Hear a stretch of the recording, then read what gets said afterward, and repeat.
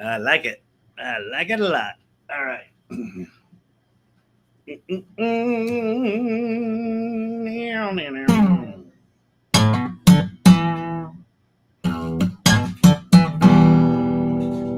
Hey, buddy, you ready? Sit.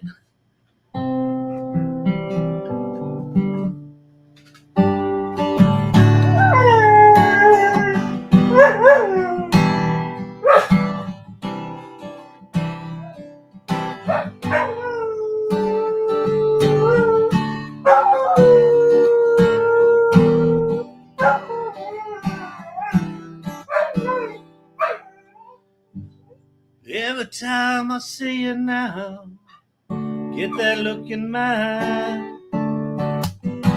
Every time I see your mouth, I hear that smile. In the early misty morning light, I heard the engine turning in the old Ford outside.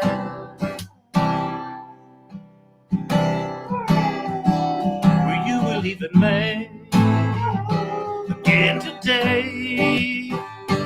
You will convince me again today. You're leaving this hard town looking for someone else's golden ring. Should I say so long, Susanna? Hush now, don't you cry. So long, Susanna. Don't you cry for me.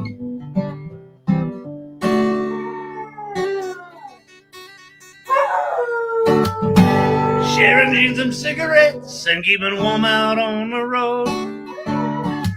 Chasing down the lifestyle out on Highway 24. New York State was a rolling breeze in the sunshine, with a blue sky falling, the chill of old September creeping in. You were leaving me again today. You will convince me again today. You're leaving this hard town looking for someone else's golden ring. Should I say so long, Susanna? Hush now, don't you cry. So long, Susanna. Don't you cry for me.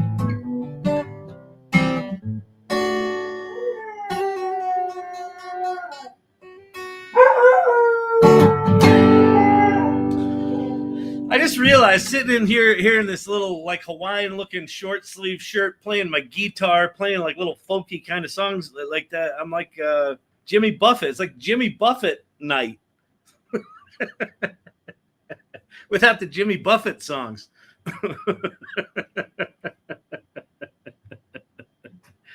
Oh yeah, what's happening, people? What's happening, good people of the world? It is Tuesday night. There's a bunch happening, a bunch happening. I heard a TikTok story. I guess there's a New York Times piece out on it looks like OpenAI might be coming after Microsoft on antitrust grounds to maybe get out of their deal with Microsoft. So we didn't know that relationship would last. You know, we assumed it maybe wouldn't, but you know, I don't know. That relationship's always been weird. It was like OpenAI got their $10 million and they were like, "Who are you?" Here, let me switch cameras. Let me switch ye old cameras. Welcome everybody. This is the AI Learning Lab. I am Professor Shannon. That's what they call me around here. No, it's not. We don't have credentials.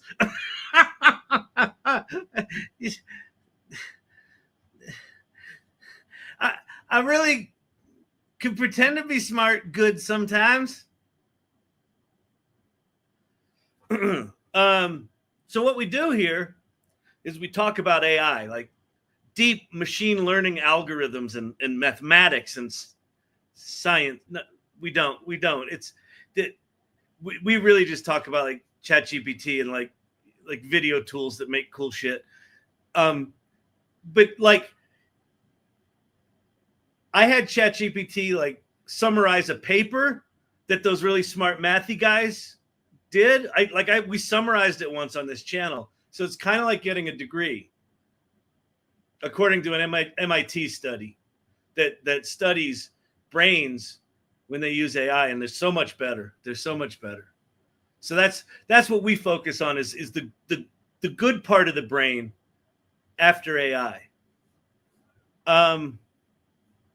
Yeah, so hopefully someone told you to be here and that this was a really impressive channel.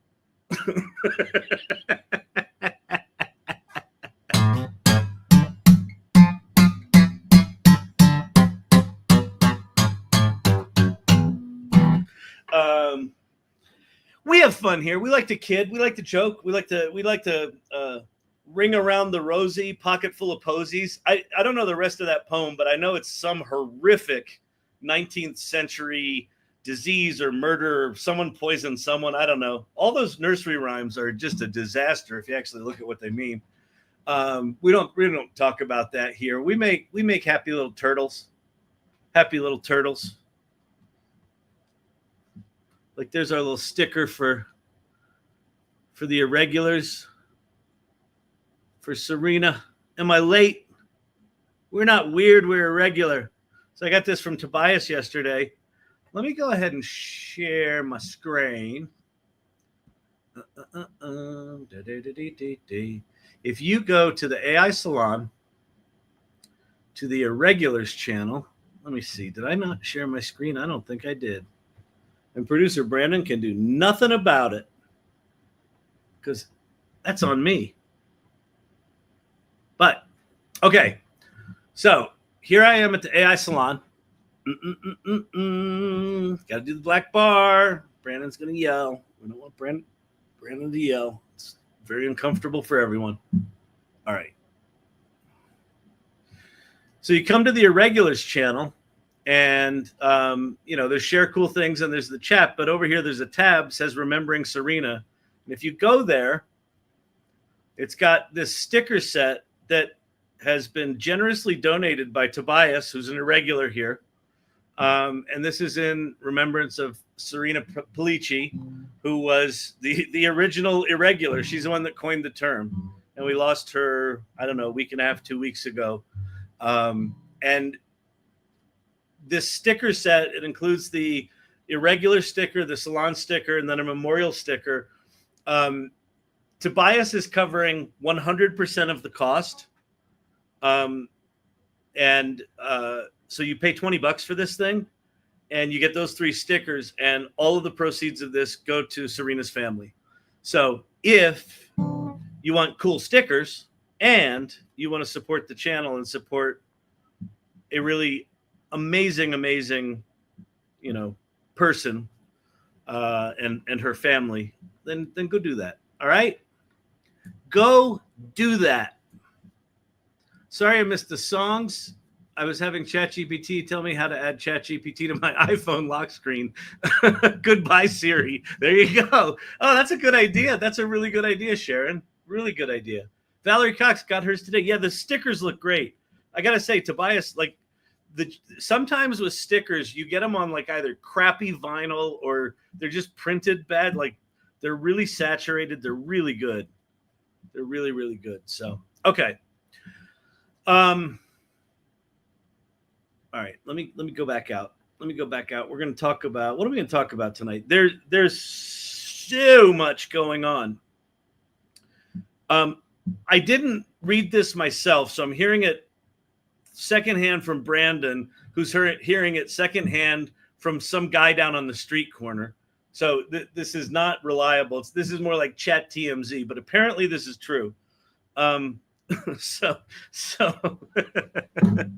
Black Bar, yes sir, yes sir. So last night someone asked the question about, I heard MIT did a thing that said Chat GPT makes you stupid, and I kind of lost my shit and went off on it. And basically what I said was, what the MIT study proved with a sample size of 55 people or 53 people, whatever, it's not enough to be a scientifically relevant, but it's MIT, so whatever. But what the study basically said was, if you don't actually use your brain, you don't learn anything. Like, so if you just have ChatGPT output something and you don't look at it and just hand it in, you don't learn anything. Okay. Wouldn't the same be true if I took someone else's paper and photocopied it with my name on it? Same argument, right? But because it's AI, we can go, see, I told you AI was evil. Okay. And then it said some other things. Basically, if you hand wrote it, if you like wrote it and did your own research, your brain was better. And if you sort of did it a little bit and half-assed did it, it was not as good. And then if you were lazy, you got no benefit and your brain got worse, is what the argument was. But here's the fascinating thing. This is what I got from Brandon. So again, if this is not true, you're going to have to go after him, not me. See, I take great pride in not having to take responsibility for things. Okay?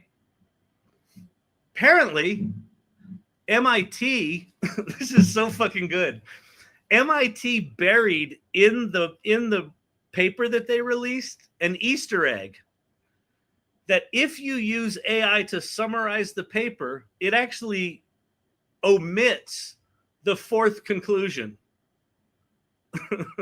So there were 3 conclusions made, right? You're a dum-dum, you're a mid-dum-dum, and you're okay.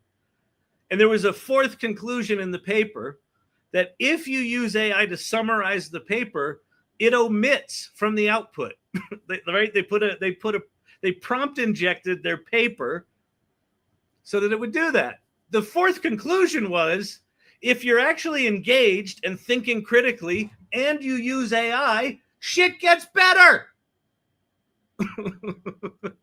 But 100% of the major media sources that reported on that thing that said it makes you stupider missed the 4th conclusion.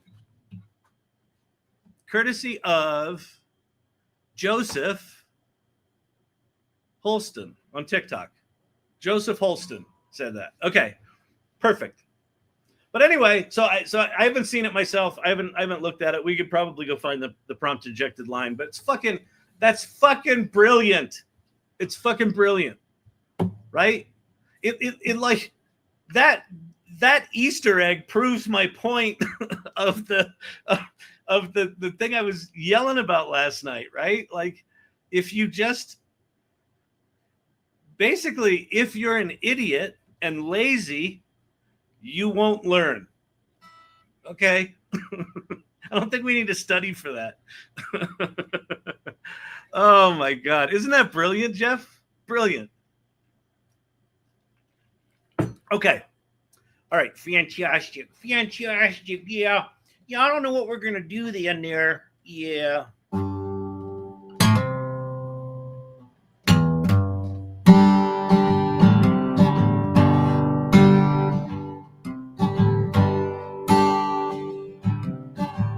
There's been something, baby, I've been trying to say for an age, and it seems I don't know how. With the past and the future now surrounding me, surrender to whatever cheap thrill can be found. There's been a little trouble since you came to my rescue. If you like all of the rest, I would have quit you long ago, but I couldn't do that. Oh, tell me now, women and wine never went too well. Make a man crazy, make him cold as hell. I know, woman, that you wish me well, but in spite of your trying, still gonna have to find my own way through.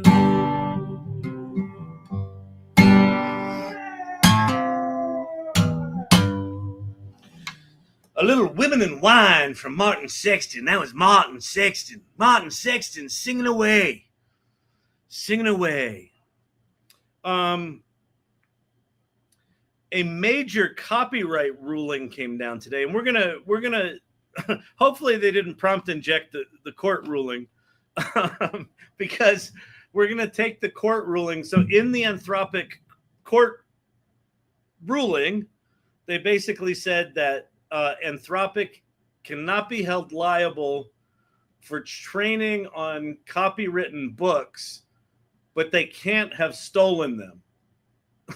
I think is kind of what it says. I'm not clear. I think what that's got to do with is damages. Basically, what the ruling says is you can train large language model. It's fine to use previous work on the input side, where they're going to judge you is on the output side, which makes sense. That's the way copyright works, right?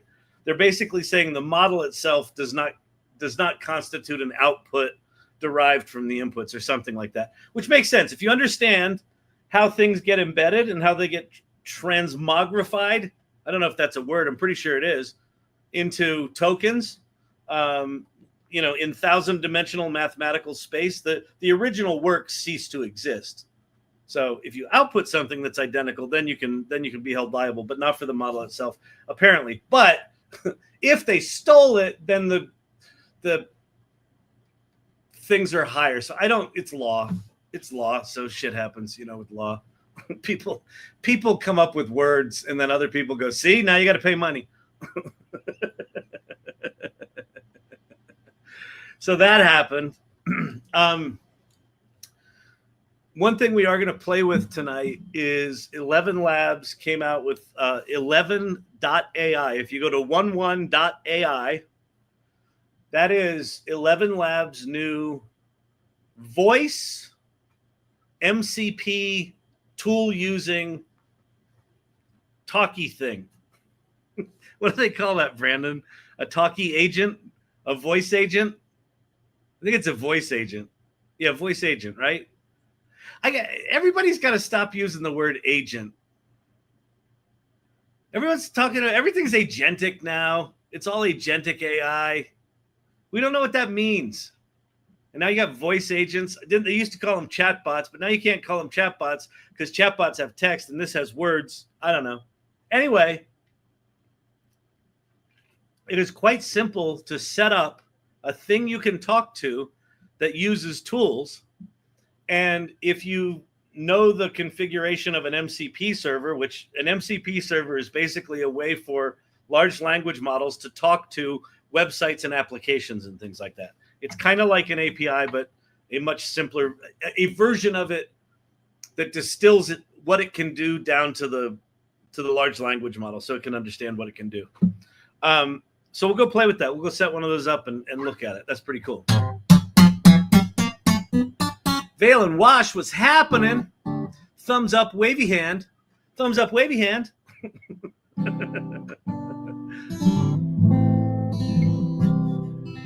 Isn't it just a Slack, kinda? What, the 11 Labs thing? Well, Slack is one of the things you can connect it to. It's not really that. But as I was setting it up, there is a massive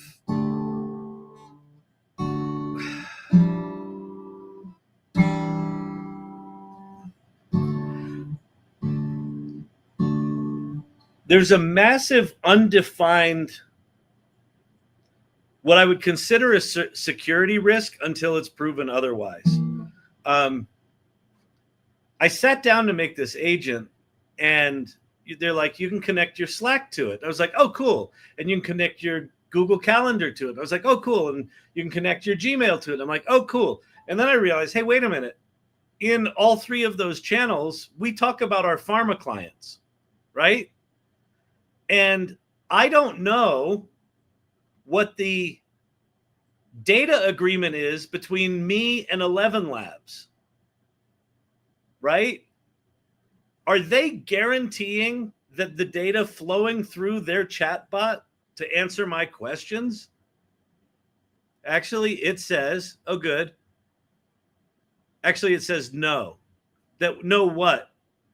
No, they're not keeping the data, sharing the data. No guarantees. Okay, good. Yeah. Okay. So thank you, producer Brandon. Producer Brandon confirmed my worst fear, that what MCPs are going to do. If you don't know what an MCP is, it's called it's an acronym for Model Context Protocol. It was created by Anthropic, and it basically allows you to take any website or tool and give access to a large language model to it. Makes it really easy to do that. Okay, great. If I just connect my shit to this talkie agent and it's passing through 11 Labs or Bob's Agent Hut or some Chinese super slick agent thing they did, who's using my data for what? Like, is it possible my data gets it, my proprietary conversations about my pharma clients get swept up in that, and that ends up in some fucking model? So like, and here's the thing that's going to be weird is it's going to be so easy to set these things up that are super powerful that I think you're going to have people inadvertently hose their data like we did in the early days of Chat GPT. But anyway, we'll go play with that.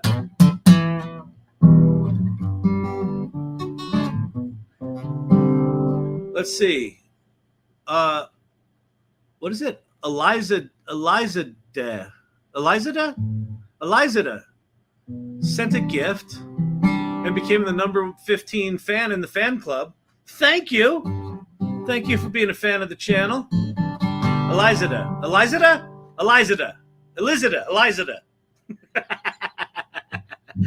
I should never try to pronounce names. It's just not good for anyone involved. I try. Aren't they training on general consensus versus specific docs? It's possible, but like the point is, Kelly, if you can't be sure, my company has master services agreement in place with Merck, Novartis, Pfizer, BI, BMS. We've got significant legal contracts with like top 10 pharma companies that basically say, if you breach our data, we're going to sink your ship. I sunk your battleship. So we can't fuck around with it, right? We can't just go, oh, well, we were just prototyping something. And yeah, sorry that thing got out that was, protected information. But that ain't going to cut it. So I don't know. All right. It's pronounced Ali Zadeh. Oh, cool. Ali Zadeh. Nice name. Ali Zadeh. Welcome. If anybody has any questions about AI, I will do my damnedest to answer them. I will often have opinions on stuff. I occasionally have answers. Even more rare, those answers are right. It's happened a couple of times. I've definitely said something correct occasionally. It's been 2.5 years. Just mathematically, you'd have to.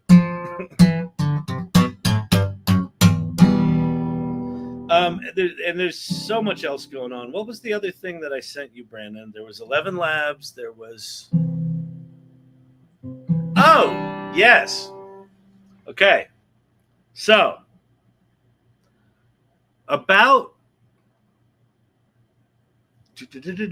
for those who don't know, he will answer them, but not in any particular order. Welcome to Chat ADD. Yes, thank you, Tom. Thank you, Tom, for clarifying the kind of the the level of quality we've got here at the AI Learning Lab. I will eventually get to answers. OpenAI about 2 months ago made this little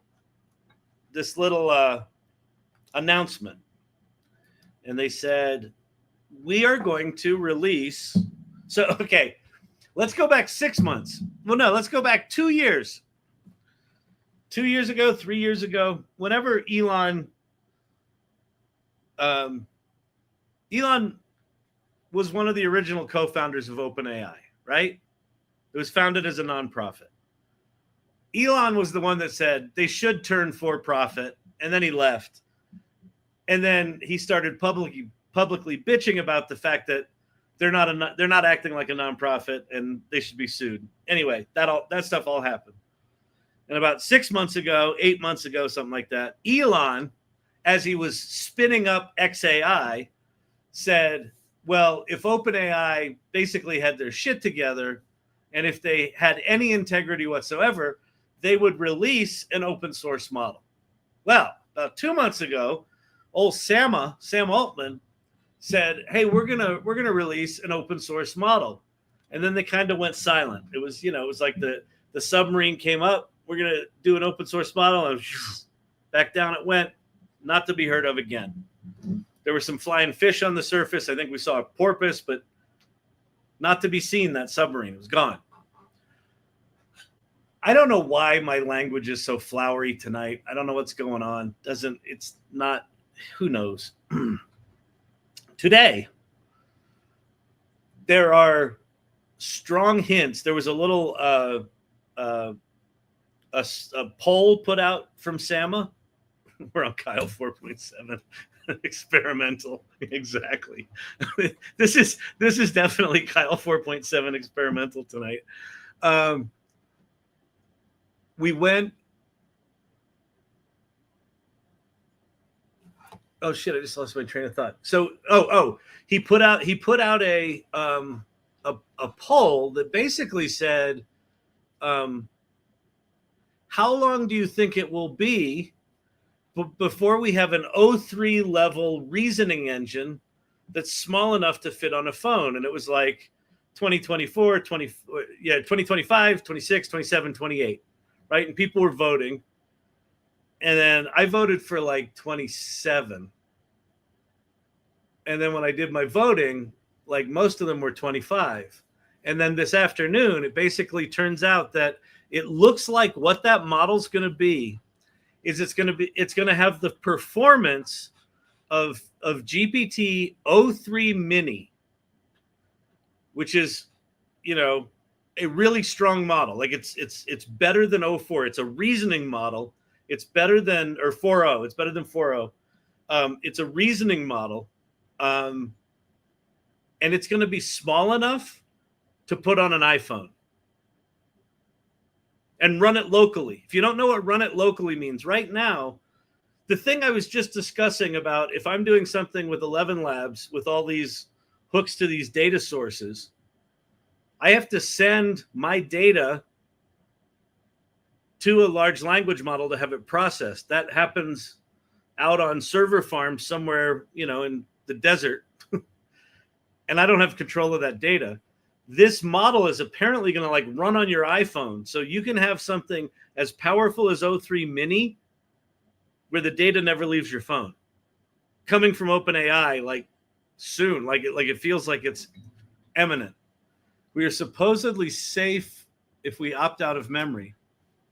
Yeah, but that's so Source Camp, that's only for OpenAI. I don't know what I think 11 Labs uses OpenAI servers, but we're using the API, so we didn't opt out of memory. The only thing where you can opt out of memory is in the Chat GPT app itself. When you're using these third-party services that put something in front of other things. Oh, yeah. Oh, and the other thing, Source Camp, Brandon just reminded me. There's now an injunction because one of these copyright lawsuits, the New York Times copyright lawsuit against OpenAI, there's now a court injunction that OpenAI has to save your deleted chats, your temporary chats, and your private chats. All of the chats that they said in their Swiss cheese-like privacy agreement that they say they're not going to do anything with, they now have to store it. Even the API, even API calls. So we're in data weirdness. All right. I need water.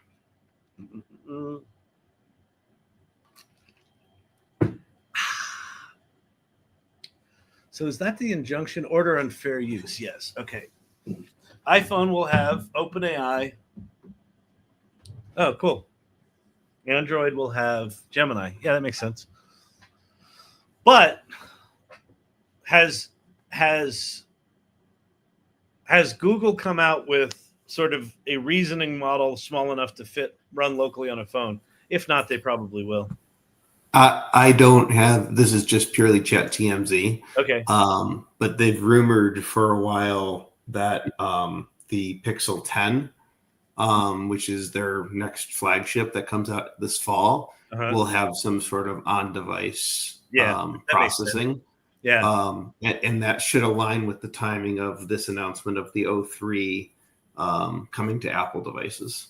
Yeah, it makes sense. Like you got to figure they've been optimizing, like the O3 mini model we've had for what, 8 months, 6 months, 8 months, probably 8, something like that. So they've been probably working on optimizing these things for, close to a year, if not a year. So yeah, I would think that both Apple and Google are probably going to get there at a similar time on that one. So that makes sense. Cool. Thank you, sir. Okay, let's go to this videotape. Do I have a mouse? Where's my mouth? Hey, Marge. Okay. All right. So here we have Jan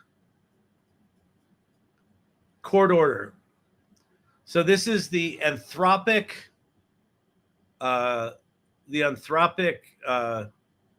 artificial intelligence firm downloaded for free millions of copyrighted books, right? In digital form from pirate sites on the internet. Okay. Can I get an injunction? Oh, for the black bar. That Brandon, he's got the comedy tonight. Okay. So what I'm going to do is I'm going to do what the MIT folks knew everyone else would do with their paper, is we're going to use Chat GPT to read it.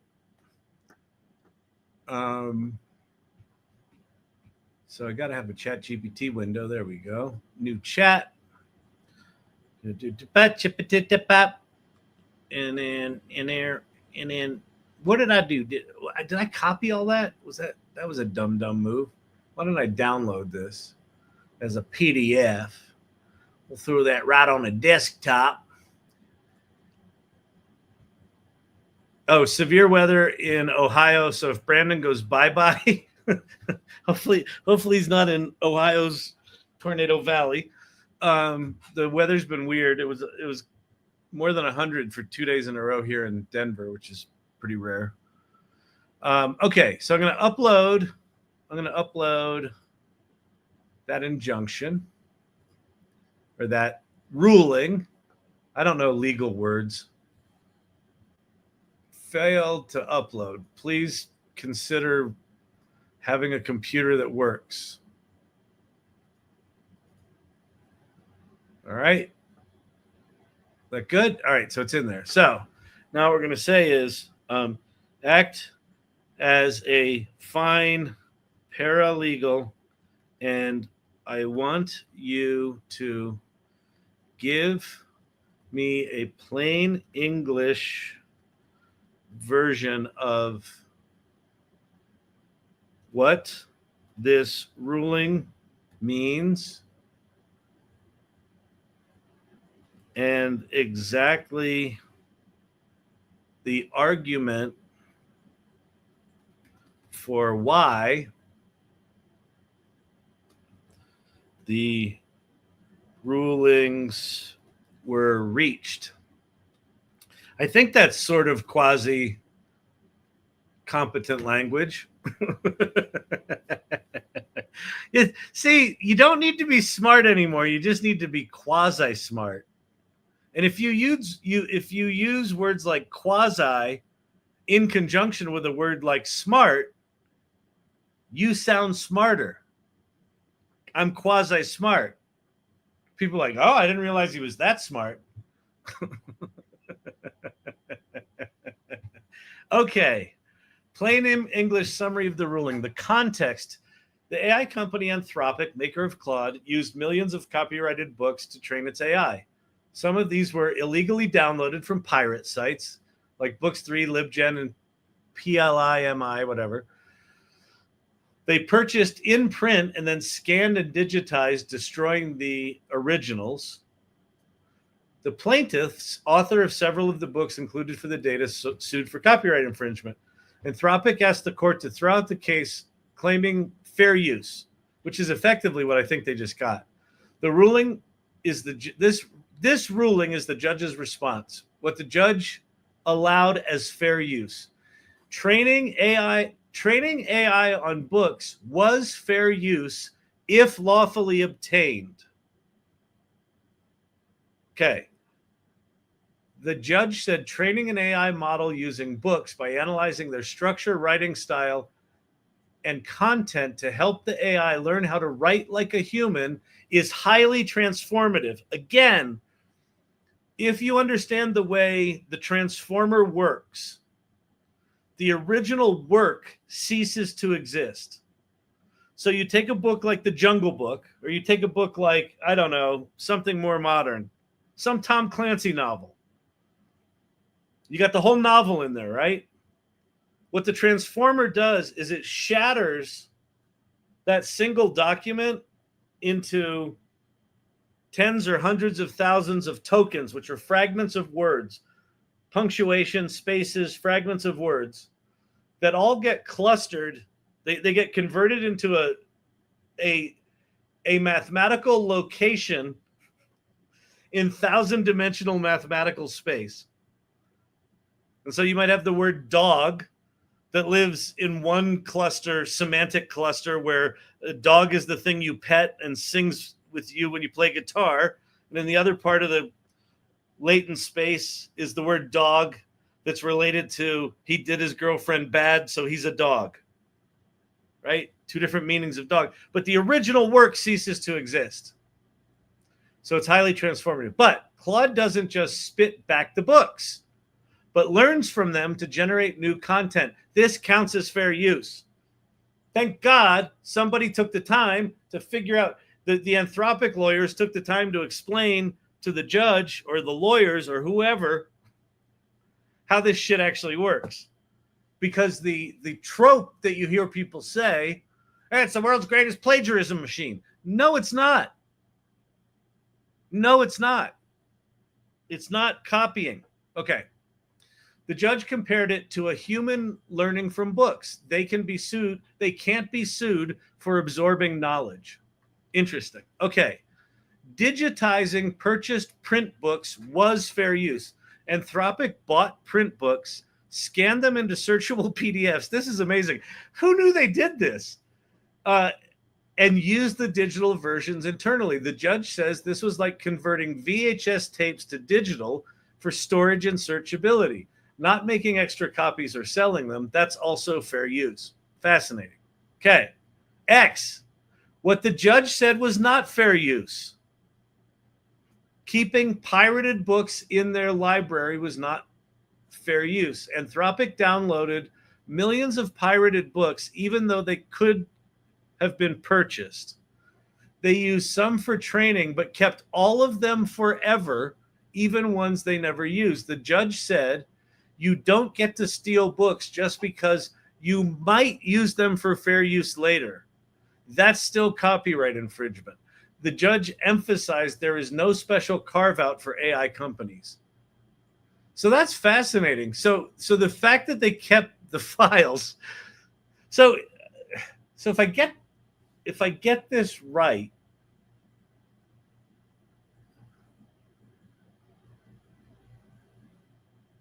I'm confused. Well, we're reading a Chat GPT thing. I'm not going to even bring it up. Okay.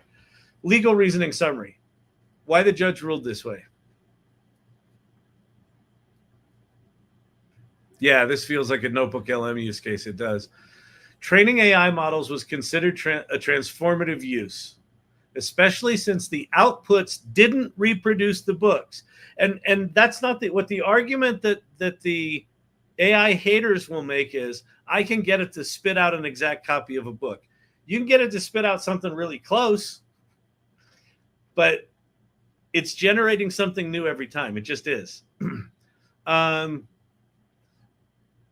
But building a permanent pirate book library was not transformative. It was just theft. That makes sense. Fair use factor number 2, nature of the work. Most of the books were creative and expressive, which usually tilts against fair use, but factor 1 outweighed this. Again, factor 1, it was considered transformative. C, fair use factor 3, the amount used. Full books were copied. This usually counts against fair use. But again, for training models, this was seen as necessary and transformative. Fair use factor number 4, market harm. Claude wasn't shown to directly harm sales of authors' books. However, pirated copies undermine the legitimate market for licensing books. All right. Bottom line, if Anthropic bought the books and used it for AI training, that's okay. If they stole it and hoarded it just in case they might use it, that's not okay. The court is drawing a sharp line. AI companies can't use piracy by claiming innovation. All right. So pay for your shit. All right. Makes sense to me. You go out and you raise $10 billion, you can pay some book fees. All right. There you have it. There you have it. Should we go do something? Should we go make pretty pictures or something? We can go make pretty pictures. We can go make videos. We can go make an agent. We're going to go make a talkie agent. 11 Labs, 11.ai. I think we'll do that.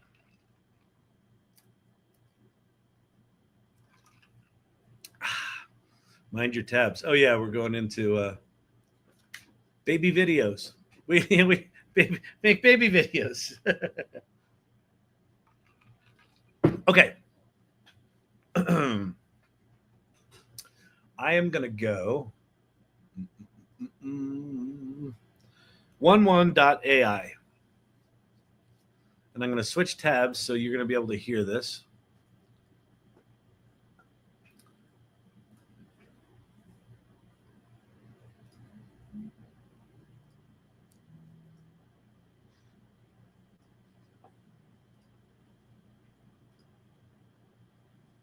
All right, we got it. There we have it, people. What's he doing? Why is there a CD on screen? I thought we were doing AI. Isn't a CD like really 1990s technology? Oh, right. He's old. He's one of those olden-timey people. He probably had like one of those Walkmans that was like the size of a pancake, carried it on his hip in a little holster, played CDs on it, had the anti-skip technology. He's probably one of those. Okay, so we'll start one from scratch. So the way this works, when you get in here, we're going to say create new agent. First thing it has you do is pick a voice. All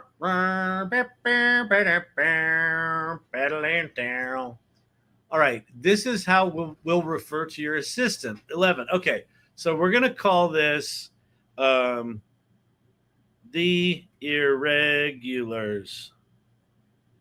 Irregulars. And then here's all the voices we can play with. So these ones, it says, are perfect for 11.ai. This voice covers a wide emotional spectrum from the quick brown fox jumps over the lazy dog is an English. It's not about what we have or what we achieve, but about how. By repeating what's. I'm a sucker for British accents. By repeating what students say, teachers can demonstrate that they are listening. So essentially, well, what I'm trying to say is that you deserve more because it's not your fault that. All right, are we cracking codes, solving mysteries, or casually taking over the world? For the good old American life, for the money, for the glory, and for the fun. mostly for the money. I like Burt Reynolds. That was kind of nice. So essentially, well, what I'm trying to say is that you deserve. By repeating what students say. It's not about what we have or what we. I'm going to go with Nova Westbrook. Oh, the other thing you can do here. So they give you the ones that are perfect for 11 labs. You can also look at any voice clones that you've made. So like I did one of me. We make our own fortunes and we call them fate. Right. We make our own. It sounds thin. Like I just did it on a shitty microphone and I didn't really think about it. So, oops, what did I do? Oh no. Did I screw up? Yes. Damn it. Create a new agent. Okay. So we're going to go with perfect for 11 labs. We're going to go with Nova. So essentially. Yeah. I like that. All right. So Nova Westbrook is our lady. Added Nova Westbrook. Chosen. Create 11 labs thing. Okay. So we can now talk to her. Hi there, 11 here. Hey, 11. I'm ready to jump in whenever you are. Oh, what would you like to explore? I want to change the name of this thing.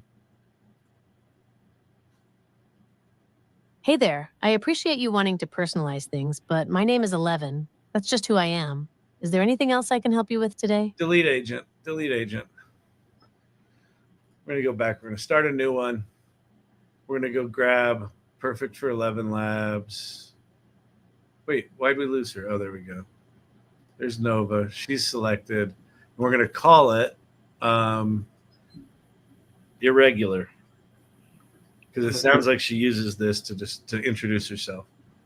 Okay. I just want to call out that when the robots completely take over, this live broadcast playback is going to be Exhibit A of why you want spared.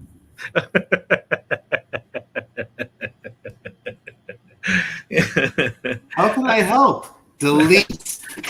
Delete agent. Okay, so let's talk to her now. And now her name should be Irregular. Hey there. Got something I can handle for you? Yeah, what's your name? I am Irregular, your personal assistant. It's a pleasure to connect with you.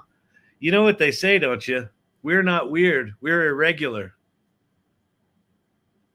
That's a fantastic way to put it. I completely agree. Irregular sounds a lot more interesting than weird, don't you think? Yeah, it's all about embracing. Okay. Exactly. So let's hang up on her. Come on. Hang up. Irregular. Why can why can I not hang up on you? That's a good question. I don't actually have the ability. I can reload you. Ha! Okay, so 11. So we're going to go to Irregular. Okay, so we now have a thing that you can send people to, and I think you can publish these. I forget how it works. Custom behavior. You can put in a system prompt, right? So you can put in a custom thing, and then there's custom MCP servers. You can customize the color of your the circle, and then I think you can publish it somewhere. But whatever, we'll figure that out. But add your first integration. So if you click on this, it gives you these 5: Google Calendar, Hacker News, Linear, manage your issues in Linear, Perplexity, search the web with Perplexity, and Slack. So what I'm going to add is I'm going to add Perplexity, and I'm going to add Hacker News, because the other ones, I don't trust the data piece. But those are, and then the other thing you can do is you can add custom MCP servers. So if you've got MCP servers, I think, hey, Brandon, do me a favor. See if you can find, I think someone was doing like a Yahoo-like server for all the MCP servers that were out there. It was like a single interface where you could get all the, whatever, the information for all the different, I don't know, whatever. If you can find that, find it. If not, that's okay. Why? I guess it's saved. Changes are saved. Okay. So now, mcpservers.org. let's try to go get something. Mcp Servers.org. This could be good, actually. Okay. Only on Kling. Awesome MPC servers. Web scraping. Oh, no one can see what I'm doing because it made a new tab? Of course it did. Oh, no, I made a new tab. Yeah, no, we should show people. We should show the good people what I'm doing.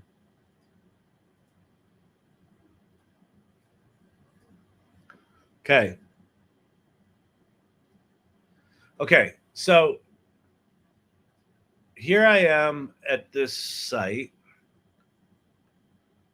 Awesome MCP servers, bright data, everything, fetch, get, memory, sequential thinking, time zone and time conversion. Yeah, but it can just do that anyway. Let's see. File system, cloud storage, productivity, web scraping, official.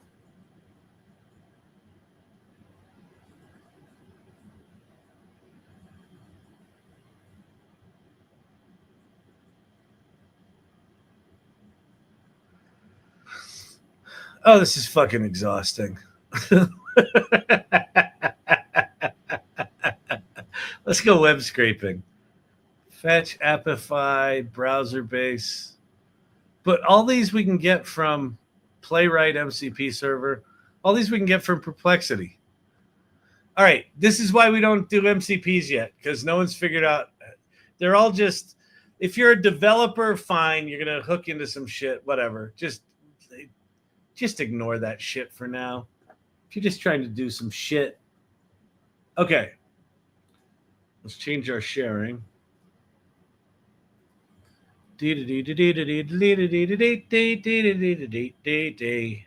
Okay. So we now have an agent.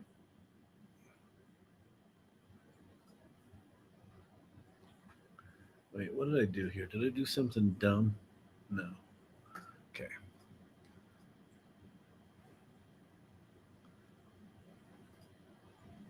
What's going on?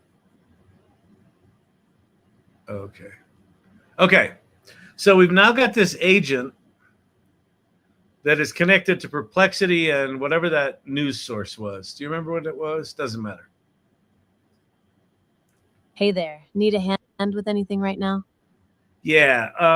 Can you tell me what the latest stories are for Hacker News?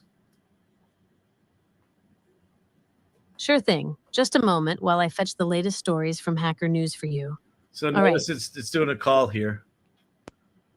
Yes, that's right. I just ran a quick check to get the latest posts for you. Is there anything specific you were looking for, or did you want me to delve into any of those stories? I'd like you not to use the word delve ever again, but if you could, just tell me the top 3 stories. All right, understood. No more delve. My apologies for that. That's right. The top 3 latest stories from Hacker. Okay, got it. The top 3 latest stories from Hacker News are: I was able to recover my money from crypto scammers, a simple way to view office files online, and few Americans pay for news when they encounter paywalls. I agree with that. Paywalls make me crazy. Okay, let's see. I want you to go find, maybe you can do this in Perplexity. Maybe you can help me figure out something that might be interesting to search for using Perplexity about marzipan cooking.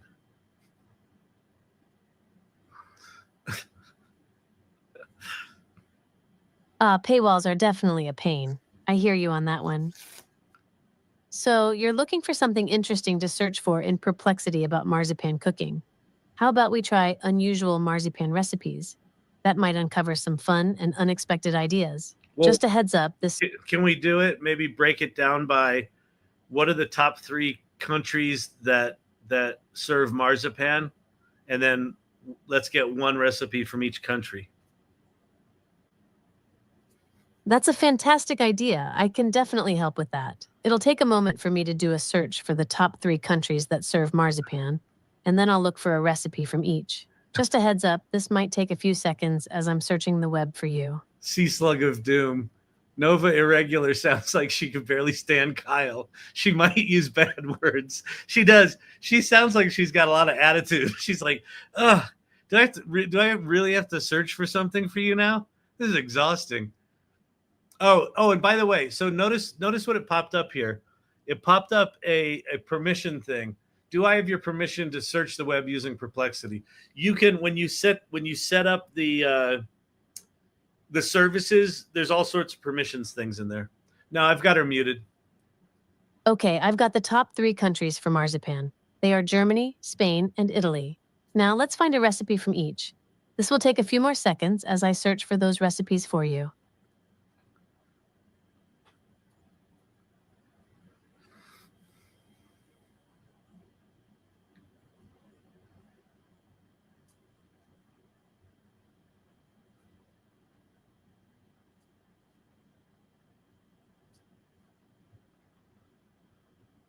Oh, wait, I got to approve it. Hang on. Approved.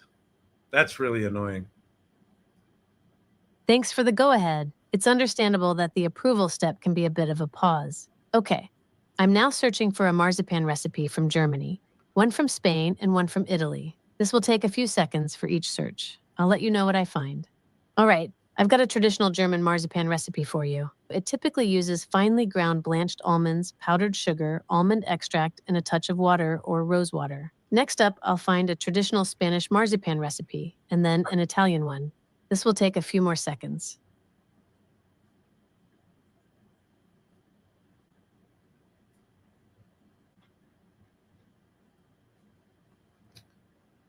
So what I don't know, Oh, sorry to interrupt. What were you going to say?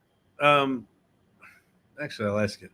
So what I don't know is where is there anything that you're finding? Is it stored in my account anywhere? The transcript of our chat here? That's a great question. As your personal assistant, I don't actually store the transcript of our chat in your account. Your interaction with me is happening through the 11 Labs platform, and any saving of the conversation history would be handled on their side. I'm just here for the current conversation. But there's no way I can go look?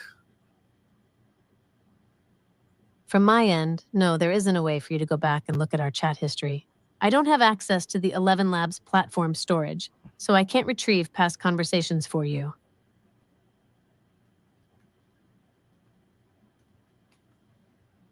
Right, marzipan recipes. I've already got the traditional German one for you. Now let's find that Spanish marzipan recipe. Just a moment while I search for it. All right. Okay, I found a traditional Spanish marzipan recipe for you. It typically uses blanched almonds and sugar, often with egg white to bind it, and sometimes lemon zest for flavor. They often calm down. Calm down. All right, we're gonna hang up. Okay. 11 Labs IO app conversation AI history. 11 Labs app. That's an annoying URL. If you just go over to your 11 Labs dashboard and click conversational AI, it's all there, but it's redacted. No, really? Crazy. All right. Well, so, okay. So this thing works. I guess here, let me give you my thoughts on this thing.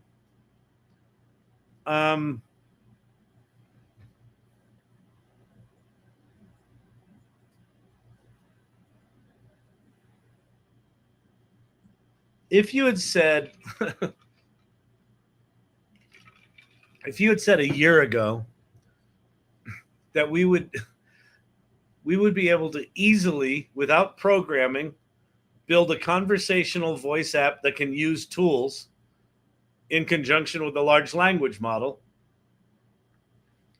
we'd probably been like, you're not going to be able to do that.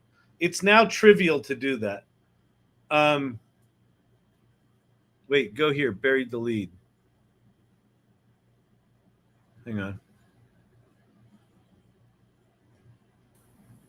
You'll need to change your tabs, but this is way more powerful than they let off on today's announcement. I just uncovered the dashboard for conversational AI. Oh, okay. And it's really interesting what I'm seeing.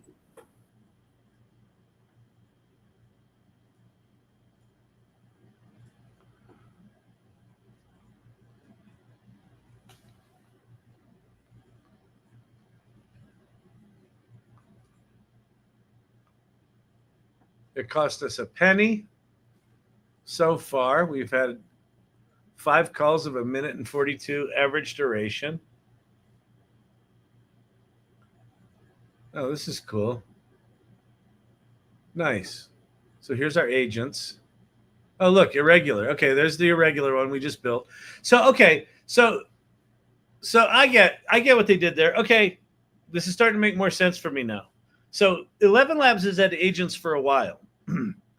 11.ai, 11.ai, think of that as the Chat GPT for creating voice agents. That's what that is.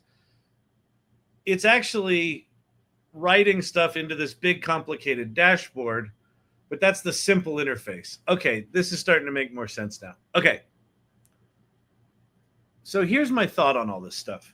That's really good. Thank you for that, Brandon. This makes good sense now. So there's all sorts of controls you can put in these things. You can, yeah, Brandon. All right. So just if you could pull that pop that back up on the screen. Actually, I can pop that back up on the screen. Yeah. The thing that stood out to me, aside from the phone numbers, so you could dial a phone number and call your agent. Yeah, exactly. But also the knowledge base. You could actually RAG these things and give them data. Yep. And I don't know that was called out in the. It's not called out in the 11.ai UI. Well, and you wouldn't know about it. It's not. Yeah, it's not in the 11.ai interface. But you could come back here and modify. Like we can, I assume, I can come back in here. I can go in and edit. Yeah, I can edit this. So there's voice. I can change settings for voice. There's evaluation criteria. Which data collection are we going to use? There's security settings. So you can do full-on stuff here, right? And then widget, let's see, authentication notice. And then, yeah, this is where I think you can do a Twilio phone number or something like that. Yeah. So yeah. Okay. These are really powerful. I think these are going to be, especially in the customer service space that I play around in. Yeah. This is this is my jam. Yeah, exactly. So that's a really good point, and that's kind of where I was headed with this. This makes it super easy to make these kind of voice agents. It's not going to be immediately apparent to all of us why we would need a voice agent. But over time, we're going to start to figure it out. So Brandon, in the space he works in, he understands the value of this immediately, right? Imagine Kelly Camp. I just saw Kelly Camp in here. A lot has happened in 2 years. Wait, hang on. I got to do physical dexterity on TikTok. Okay, I did it. I'm getting better at that. A lot has happened in 2 years. We should have written down predictions. You know what's funny, Kelly? We have written down predictions. I've got every recording since April of 23 recorded and transcribed. So we've actually written down everything we've ever said in here. Plus the AI Salon meetings. We've got all that history as well, which is super cool. There's probably about 10 books we could extract out of all that data. But imagine someone like Kelly Camp, where she meets with these different clients, and one of the things she does right now is she'll build them custom GPTs. Well, maybe she builds them a custom agent like this, where someone can call the bar and it gives the hours and the drink specials of the night or something like that. Or maybe she does a digital twin of herself and they can call her agent anytime. And then I don't know if the agents have call forwarding, but I assume at some point they will, where if the agent can't answer it, it could actually forward, a text over to Kelly. I don't know if it can do that yet, but that's where we're headed. So for me, this starts to represent kind of what VO represents for video, VO3, where you can now just make a video with actors talking or animated animals talking or explosions happening, or Mid-Journey animation, Mid-Journey video, where you're just, people know how to make images in Mid-Journey. They can now just hit the animate button. They don't need to actually do a prompt, and it gives them really good results. All the different disciplines are going to start to have these kinds of easy interfaces where literally anyone can do something that a year ago would have seemed impossible to even exist. It is now trivially easy to make. But it's not obvious what to do with it. So again, that goes back to, if you want to have value in this world, TikTok pin. If let's see, what's it say?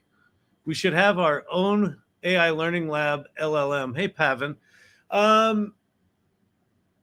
Did I create one of those? No, I created I've got a notebook LM notebook for my content evolution collab calls. And it's really powerful.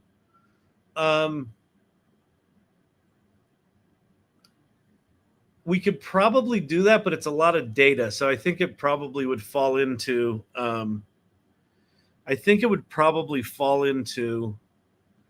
custom software development. We could probably do something with Digital Gods. Here's a thing that I cannot figure out why they haven't done better. You've got Gemini has a multimodal model that can read video. So it can read like an hour-long video.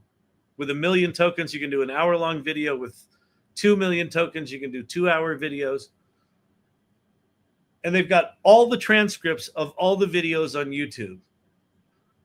Why we cannot right now in Gemini just say, hey, where were all the times in the AI Learning Lab they mentioned irregular? Where was the first time the word irregular showed up in this channel?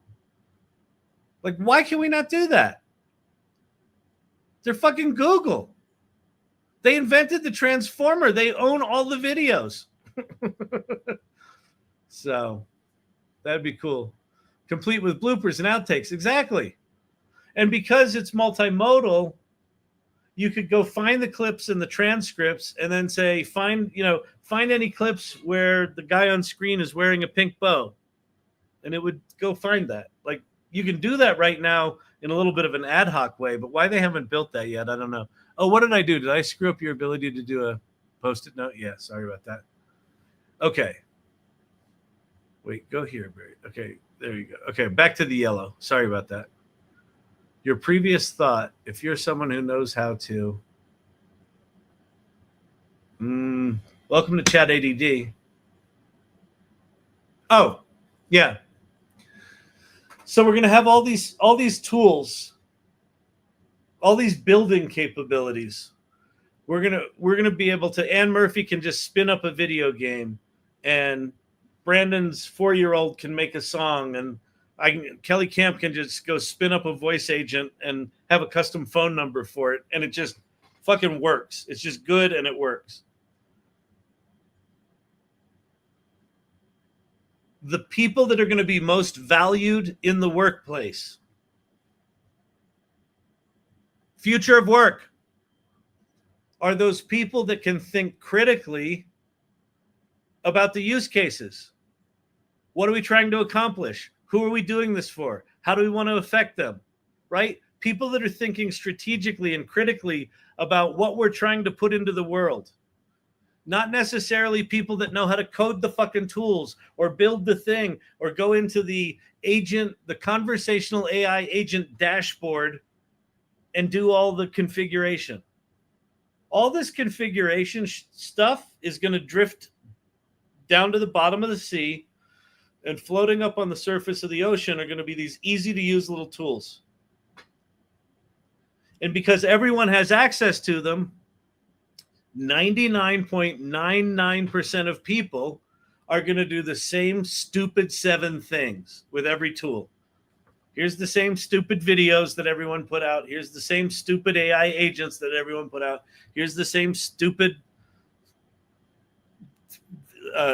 casual games that everyone vibe coded. Who's going to rise above the noise? Just like the MIT study, the lazy people that just push the button, those that just push the button, their shit's just going to be like noise. The people that can think critically and creatively and have their own personal point of view, be like Rick Rubin, be like Gordon Ramsay. No, it's not good enough. No, it's not good enough. Do it again. Right? Those are the people using AI that are going to generate the stuff that's really valuable. And they are going to be incredibly valuable people, because most people will not think like that. Most people are just going to hit the easy button. Oh, look what I made. I made a conversational agent. I think I'm going to start a business. It's going to be called conversational. It's going to be called the conversationalizer. It's hi. So I'm a professional AI agent author, and I created the conversationalizer. And what it is, it's a collection of 5 conversational agents. What's unique about my service is that each of the 5 agents kind of has its own personality, and they have different voices. You know how much of that shit there's going to be out there? It's going to be exhausting. Pink Bow, the way of code. Oh, what is the pet rock? Kyle, I'm using the agent where I can find the conversation chat box and copy and paste the conversation. Very cool. Oh, okay, that's good. Yeah, there's probably an interface for it. It's just not at 11.ai. Yep, beautiful. All right. I have a bit of a headache. The Kyle 4.7 gave me a bit of a headache.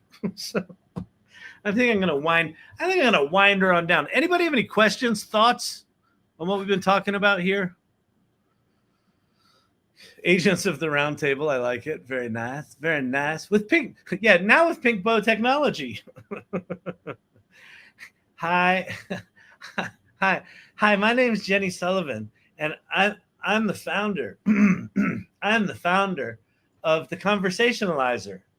It's a family of AI agents that I programmed with my own self, with my hands, and now with Pink Bow technology. Pink Pro users get fuchsia.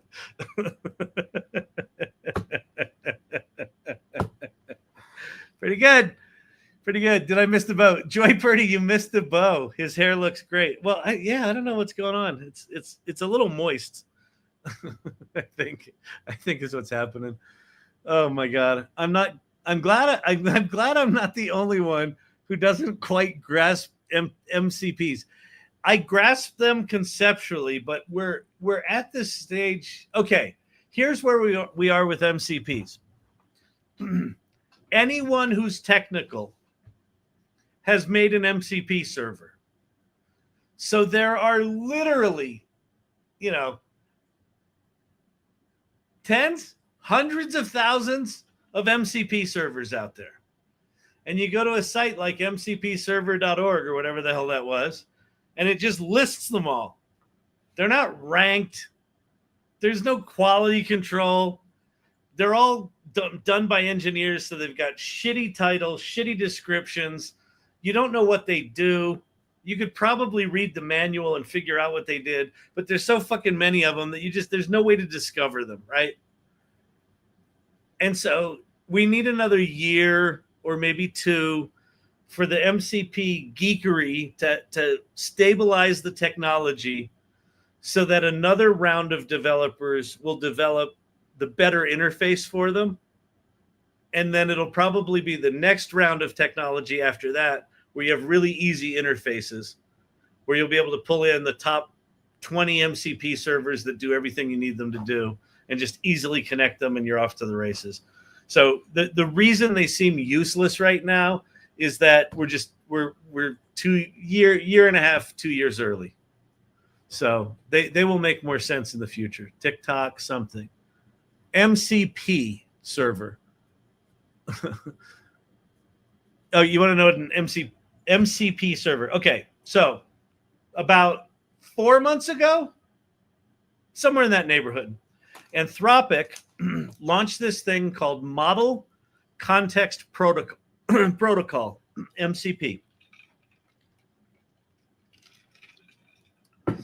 And if you know what an API is, it's in the neighborhood of an API. So an API stands for Application Programming Interface. And if I'm creating an iPhone app and I want to put a map in it, rather than me having to launch satellites into space and write my own map application just so I can have a map in my restaurant finder app, I can just use the Google Maps API, and they give me a special key, and I basically just tell my app, hey, when you go to display the map, instead of us writing the code for that, I'm just going to have this API that will talk to Google servers that has all the maps, and it will put a request. I'm in Denver, Colorado at this coordinates. Go get me that map, and it'll go over here and fetch it and bring back the location and display the map. So that's what an API is, for an application to talk to another application. An MCP is kind of like a simplified version of that allows an English language large language model to understand what, in the case of Google Maps, what Google Maps can do and what services are available.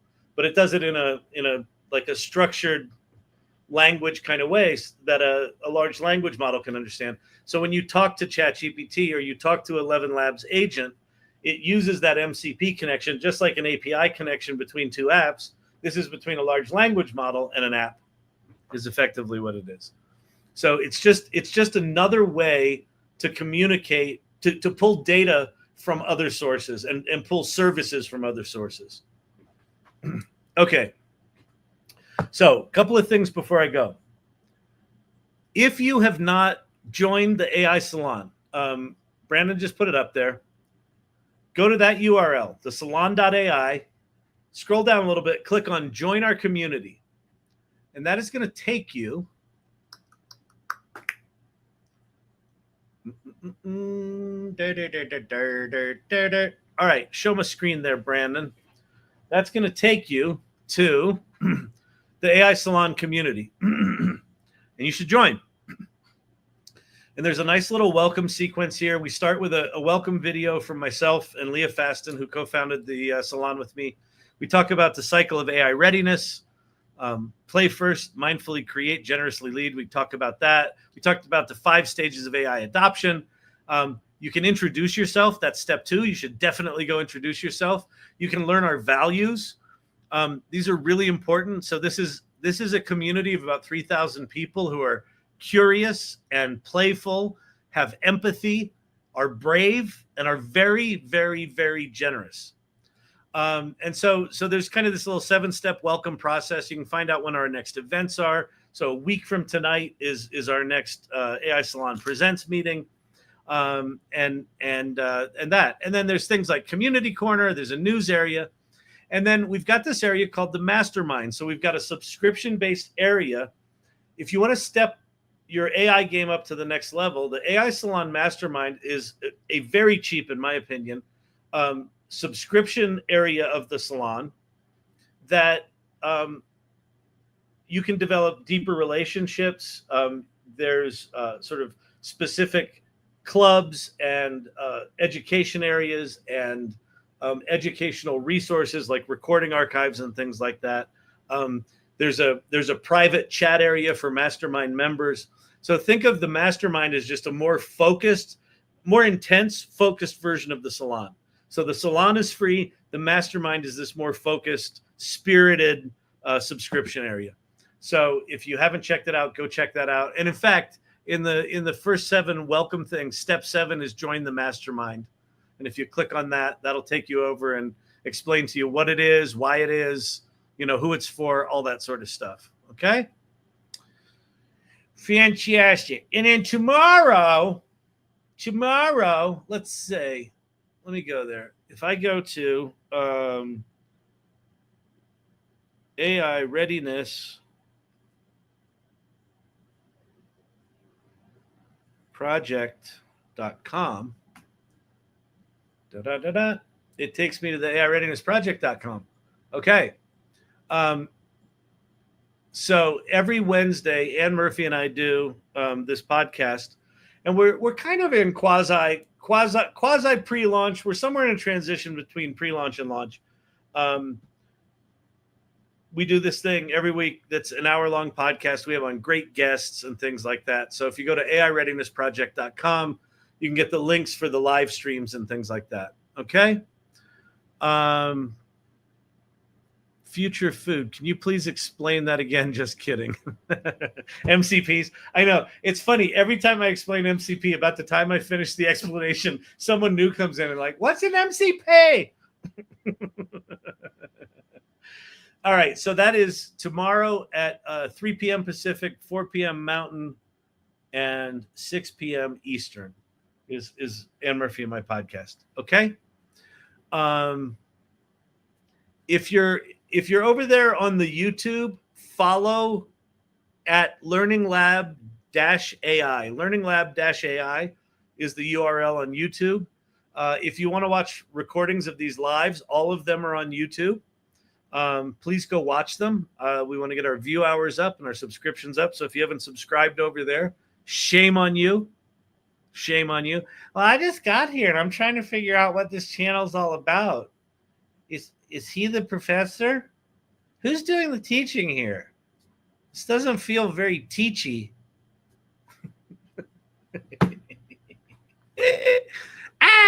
All right.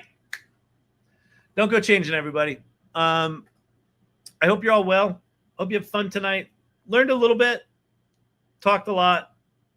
Sometimes how it goes. All right. I'm going to get on out of here and go nurse my headache. Peace out.